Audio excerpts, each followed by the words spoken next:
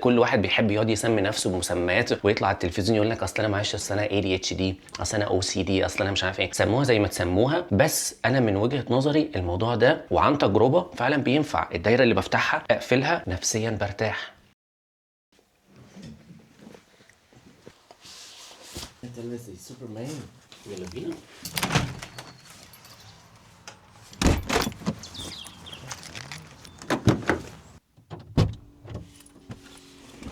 بسم الله. طيب صباح الخير. النهارده لسه موصل فيه اهو، ودي هتبقى المحاوله الثانيه ان انا اصور الفيديو اللي انا عايز اتكلم فيه عن انه ازاي انت ممكن تكون متحكم في حياتك، والموضوع ده ازاي ممكن يفرق معاك. ومتحكم في حياتك يعني هو الموضوع بيختلف من واحد للتاني، بس يعني على الاقل احساسك انك انت متحكم في حياتك ده بيديك القدره انك انت ما تيجي نشوف. خلينا بس نروح البيت الاول وبعد كده نتكلم. يلا بينا.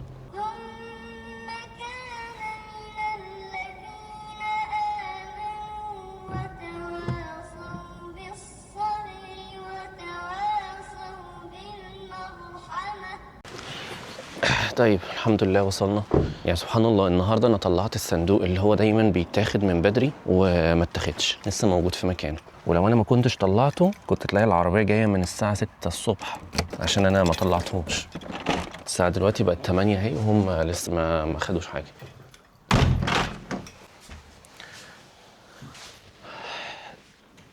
طيب احنا كنا بنقول بقى ايه؟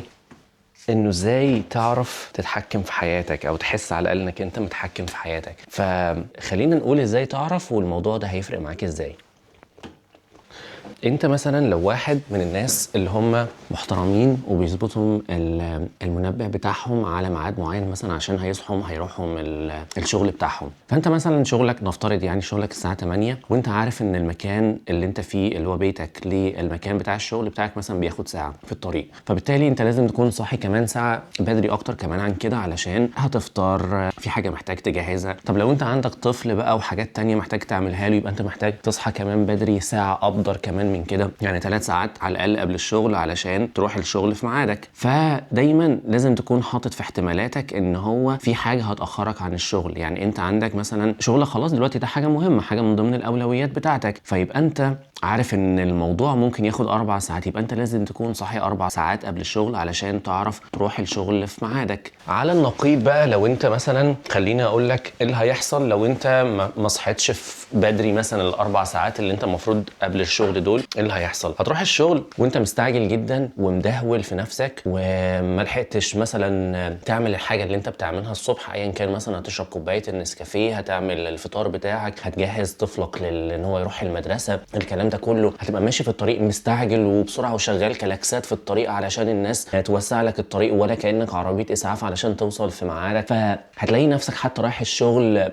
حاطط في دماغك ان هو لا ده انا وصلت متاخر مش عارف كذا، ربع ساعه ولا نص ساعه، طب المدير هيقول لي كذا، طب زمايلي مش عارف كذا، طب الHR هيخصم لي مش عارف قد ايه، وتقعد عمال الافكار دي في دماغك، وبقيه اليوم تقعد ايه؟ متقدر، ولا عارف تشتغل صح ولا عارف تعمل اي حاجه صح. كل ده علشان انت سبت نفسك انك انت تقوم بمزاجك او انك انت تقوم متاخر او اي حاجه من الحاجات دي. تاني حاجة زي ما قلت لك قبل كده ان انت لازم يكون عندك روتين، لازم تكون شخص روتيني جدا علشان تكون ناجح. لو انت فعلا عايز تنجح، الروتين بتاعك ده ان هو مثلا انت قبل الشغل بتاعك لازم مثلا انت بتعمل في دماغك مثلا لو انت هتقوم من النوم مثلا تصلي، لو انت هتقوم علشان هتفطر، لو انت هتقوم علشان تجهز حاجتك ونفترض يعني زي الجدول بتاعك لو انت لسه طالب في مدرسة او كده، لو انت في الجامعة مثلا بتجهز الحاجات اللي هتاخدها معاك علشان هتروح الجامعة، سواء انت هتكون سكة سفر وبتاع قبل ما توصل الجامعة او ايا كان من الحاجات دي. فبالتالي انت بتجهز نفسك في روتين كده في اليوم انت بتعمله، متعود انك انت تعمله من ساعة لما بتصحى لحد ما انت بتروح الشغل بتاعك، والروتين ده لازم يكون كل يوم نفس الحاجة. والفايدة من حاجة زي كده انه انت بتقلل كل القرارات اللي انت بتاخدها في يومك قبل ما تصحى.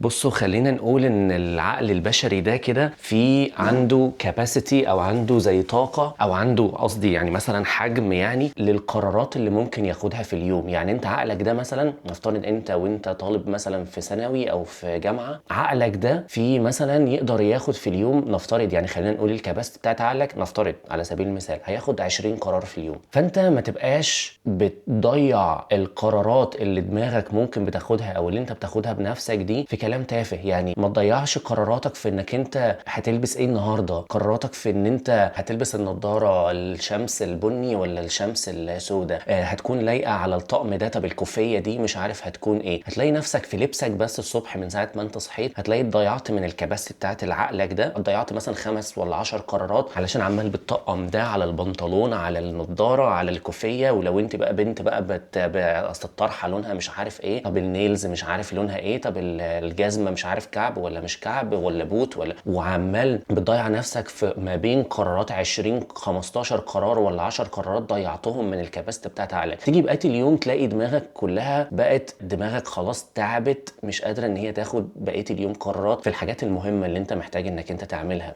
احسن حاجه في شغلي يا جماعه ان انا محتاج ان انا دايما اكون لابس السكراب اللي هو اللبس بتاع المستشفى. فالسكراب مثلا انا بيبقى عندي 4 5 سكرابات زي ما انتوا شفتوا كده في الفيديوهات اللي فاتت. لو حد متابع انا بكون مجهز في الجدول الاسبوع بتاعي اللي هو اليوم مثلا في الويك اند، مثلا عندنا الويك اند بيبقى سبت وحد، فانا باجي يوم الحد بالليل بكون مجهز. طبعا مش كل يوم حد يعني بيبقى يعني بس يعني في اغلب ايام الحد ببقى انا مجهز نفسي. انا عندي مثلا 4 ايام او 5 ايام شغل مثلا الاسبوع ده، فانا بكون مجهز مثلا 3 او 4 سكرابات. تمام، انا مش هلبسهم كلهم، ده كده اكسترا، فانا بكون مجهز السكرابات بتاعتي. فده لما باجي اصحى من النوم وانا مش فارقه معايا، يعني انا كواحد مش فارقه معايا هلبس السكراب الاخضر ولا البني ولا الازرق ولا مش عارف الفوش، مش فارقه معايا يعني مش هيفرق معايا. يعني انا مش رايح فاشن شو، ده انا رايح علشان اشوف مرضى واعالجهم وبتاع. هيبقى اخر حاجه ممكن هم يتخيلوها او ان هم ممكن يعلقوا عليها حاجه زي لبسي. خلينا نتفق على حاجه زي كده.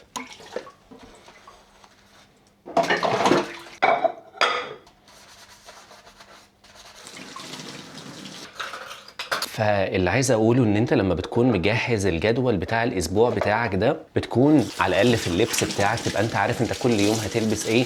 ده بيقلل من كميه القرارات اللي انت ممكن تاخدها في اليوم. على الاقل قللت قرار ولا 2 يعني هتطقم ده مع ده. لو انت بتشتغل في شغلانه محتاج ان انت هتغير لبس كل يوم، فانت دايما يعني خلي مثلا ان قلل من كم الاوبشنات اللي تكون عندك. ما يبقاش مثلا في دولابك 20 طقم فانت هتلبس ما بين ال 20 طقم بقى تقعد تنقي مثلا البلوزه مع البنطلون مع ده. الكلام ده يبدو تافه قوي، بس صدقني والله بيستهلك من كميه القرارات اللي انت كميه قرارات بتصحى بيها الصبح وانت اصلا لسه ما فوقتش ومحتاج تاخد قرار اللبس. وممكن تبقى انت من الناس اللي بتقدرهم ايه ده انا لابس لبس النهارده وحش، فالناس هتحكم عليا بالطريقه. صدقني اخر حاجه الناس ممكن تكون بتحكم عليها بعد فتره، يعني الناس خلاص اللي عرفتك وانت بتشتغل معاها خلاص هم هيبطلوا يحكموا على اللبس.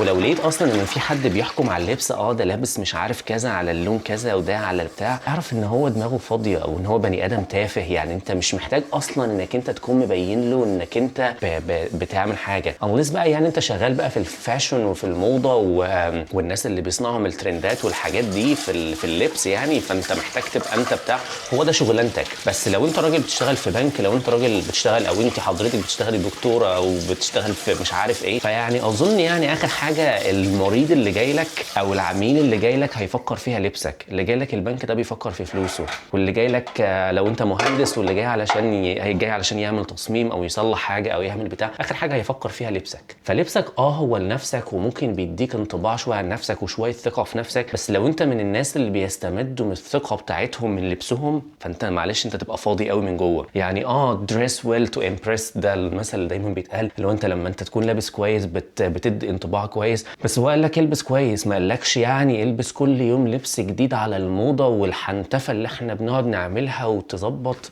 يعني مش محتاج كل الكلام ده.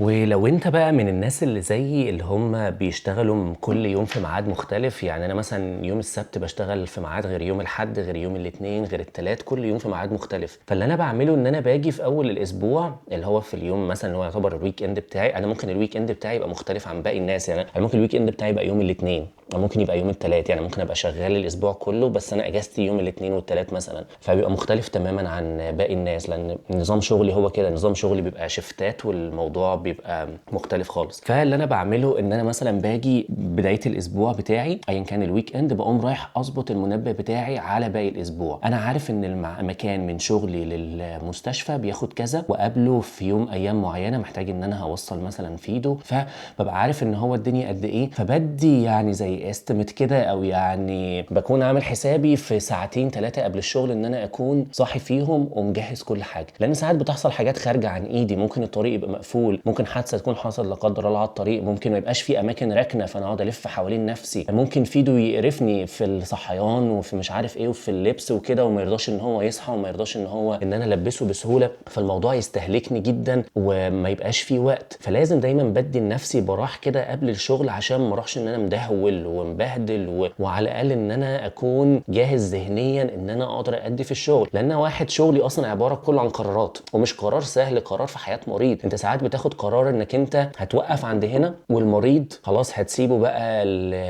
لمصيره، يعني مش هتقدر تعمل له اي حاجه. فانا لو استهلكت نفسي في قرارات تافهه من الصبح، بقيت اليوم مش هعرف اخد قرار في حياه مريض. فالموضوع لازم ان انا اكون مجهز نفسي ومؤهل نفسي من بدري علشان اقدر اتحكم في قراراتي قدر الامكان.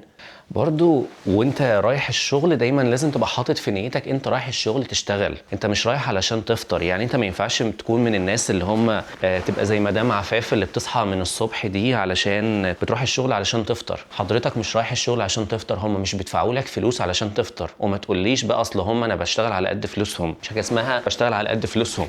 انت ارتضيت انك انت تشتغل في الشغلانه دي وبتاخد ومضيت عقد على الشغلانه دي ورضيت بالفلوس اللي انت بتاخدها، حتى لو الفلوس دي هي 1000 جنيه وما بتكفيش، بس حضرتك وافقت انك انت تشتغل الشغلانه دي. فما تقوليش المنطق بتاع اصل انا بشتغل على قد فلوسهم. طيب خلينا نقول بقى حاجه زي كده ممكن تفرق معاك في ايه، وبعد كده ممكن نكمل باقي الحاجات اللي هو ممكن تعملها علشان تحسسك انك انت على الاقل متحكم في حياتك لحد ما. الموضوع ده هيفرق معاك انك انت فضيت دماغك من القرارات الفاضيه اللي انت محتاج انك انت تاخدها كل يوم، وسبت دماغك وعنده وقت ان هو يعمل حاجات تانية مهمه، تقدر تاخد قرارات في حاجات مهمه، سواء قرارات في حياتك او قرارات لها علاقه بشغلك او حاجات لها علاقه ببيتك او حاجات لها علاقه بمذاكرتك، ايا كان الحاجات دي. يبقى انت ما استهلكتش الكاباسيتي بتاعت القرارات بتاعتك في انك تقعد تعمل ايه حاجات تافهه، سبتها للحاجات المهمه. تاني حاجة ان هو برضو من الحاجات اللي هتخلي انك انت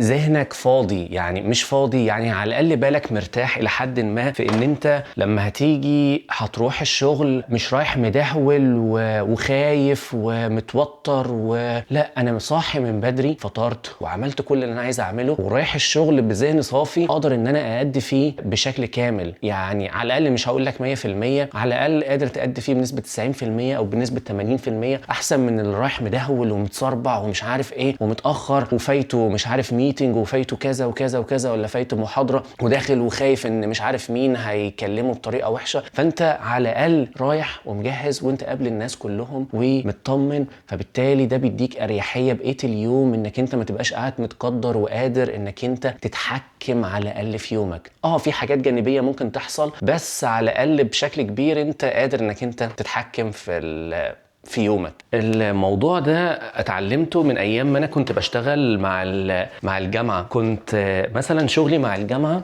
كان في فتره كده كنت اشتغلت في شركه كانت موجودة قريبة من البيت، تمام؟ فاللي كنت بعمله ان انا كنت بروح الشركة دي، مثلا الشركة مثلا كانت بتشتغل الساعة 9، فانا كنت متفق مع المدير بتاعها ان انا هاجي من الساعة 7 الصبح، تمام؟ وانا مثلا عندي محاضراتي مثلا بتبتدي 9 ولا 10، هاجي من الساعة 7 الصبح وهمشي الساعة 8 ونص او الساعة 9 ونص واروح على محاضراتي الساعة 10، وبعد كده لما ارجع مثلا اخلص مثلا على الساعة 2 ولا كذا ولا 3 ارجع على الشغل على طول وافضل مكمل مثلا لحد 7. يبقى انت مطلوب مني مثلا 8 ساعات شغل انا هشتغلهم قبل وبعد، والمدير كان مبسوط وكل حاجه وانا مبسوط والدنيا كانت ماشيه تمام زي الفل. مجهود زياده عليا ان هو انت 7 دي نازل من ال7 دي هتكون في الشركه، يعني مثلا نازل من قبلها من الساعه 6 ونص مثلا ولا حاجه، ومروح على بالليل اخر اليوم، بس على الاقل كان مديني حاجه كده ان انا قادر ان انا اتحكم في نفسي، انا مظبط نفسي ان انا كل يوم بعمل نفس الحاجه دي، بقى عندي روتين. فبالتالي الموضوع بالنسبه لي كان سهل، ان انا في الاول كان صعب شويه، بس بعد كده خلاص سهل، انا بعمل نفس الحاجه كل يوم. في ناس هتقول لك ايه ده يا عم انت بتعمل نفس الحاجه كل يوم، ده ايه الملل ده انا ما اقدرش، مش متخيل حياتي ان انا اكون كل يوم بصحى في نفس الميعاد وبعمل الحاجه كلها في نفس الميعاد. خليك مدهول وخليك عشوائي واعمل وشوف حياتك هتبقى عامله ازاي، مفيش اي مشكله. وبعد كده قارن نفسك بقى بزمايلك التانيين وشوف هتلاقي هم وصلوا فين وانت بقيت فين، حتى لو ضربت معاك حظ يعني وانت وصلت، بس مش ده الاساس، مش ده الاساس في الوصول للحاجه اللي انت عايزها. فدايما لازم تكون زي ما قلت قبل كده، لازم تكون روتيني، لازم يكون عندك روتين. بتصحى من النوم بتعمل 1 2 3 4، وبعد كده بتروح الشغل بتاعك، وبعد كده بترجع من الشغل بتعمل 1 2 3 4. لازم يبقى يومك كله ممل، لازم تبقى روتيني بالشكل ده. عندك الويك اند بقى بتاعك او في اجازاتك اعمل الحاجه اللي بره الكلام ده كله، بس في ايام الشغل بتاعتك اللي هو مصدر دخلك وعيشك وبيديك فلوسك علشان تعيش ولاسرتك وبتاع.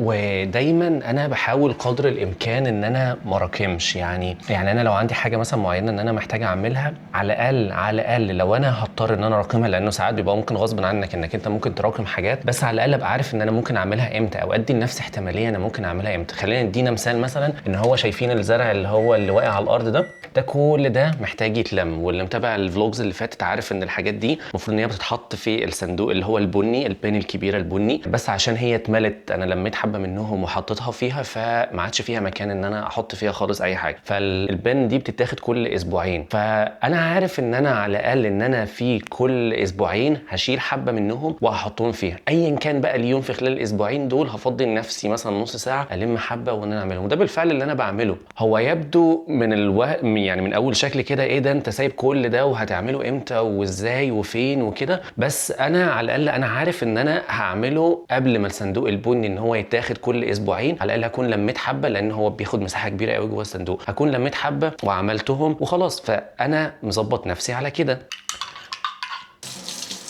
فقارن بقى برضو مثلا لو انت مثلا طالب لسه في ثانوي او في جامعه او اي حاجه من الحاجات دي، قارن واحد مثلا طالب مثلا هو مش مراقب مثلا المحاضرات وراه او الدروس او اي حاجه من الحاجات دي، وبيذاكر اول باول وراحته النفسيه اللي هو فيها، وقارن ده بواحد ما فتحش الكتاب خالص وعارف ان امتحانه كمان مثلا قرب كمان اسبوعين ولا 3 ولا شهر، وهو لسه مش محضر اي حاجه ومش مذاكر اي حاجه.